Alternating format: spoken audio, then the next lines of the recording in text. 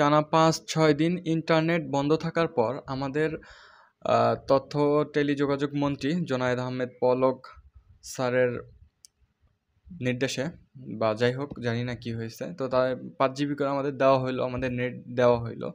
ওয়াইফাইটা মোটামুটি চলতেছে, কিন্তু মোবাইল ডাটা যে আমাদের দেওয়া হলো, আমরা কি আদৌ মোবাইল ডাটা ব্যবহার করতে পারছি?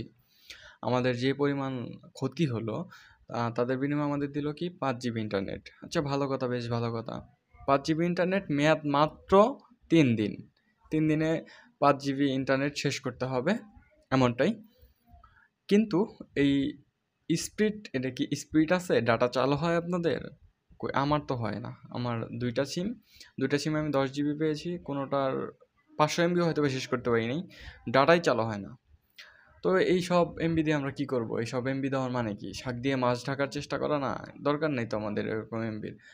আর আমাদের যেসব ভাইদের লাশ রাস্তায় পড়ে আছে, বিভিন্ন জায়গায় অনেকগুলার হচ্ছে কোনো খোঁজখবরই পাওয়া যাইতেছে না। আসলে আমরা তো এরকমভাবে আমরা বাঁচতে চাইনি। কেন আমাদের সাথে এমন করা হচ্ছে? প্রশ্ন আমাদের। কত টর্চার, কত অত্যাচার! জানি না আমাদের আসলে ইন্টারনেট মোবাইল ডাটা কবে ঠিক করে দেওয়া হবে। ওইদিকে শিক্ষা প্রতিষ্ঠানও বন্ধ। এমনিতেই নতুন কারিকুলামে পড়ালেখার একদম যাতা অবস্থা, আপনারা সবাই জানেন। এর মধ্যে শিক্ষা প্রতিষ্ঠান দীর্ঘদিন বন্ধ রয়েছে।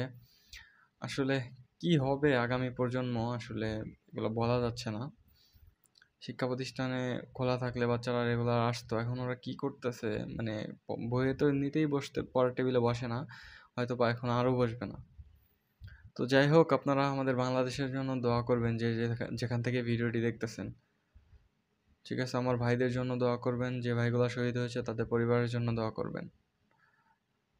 চাই আমাদের বাংলাদেশটা সেফ থাকুক, আমরা বাংলাদেশের মানুষগুলো সেফ থাকি।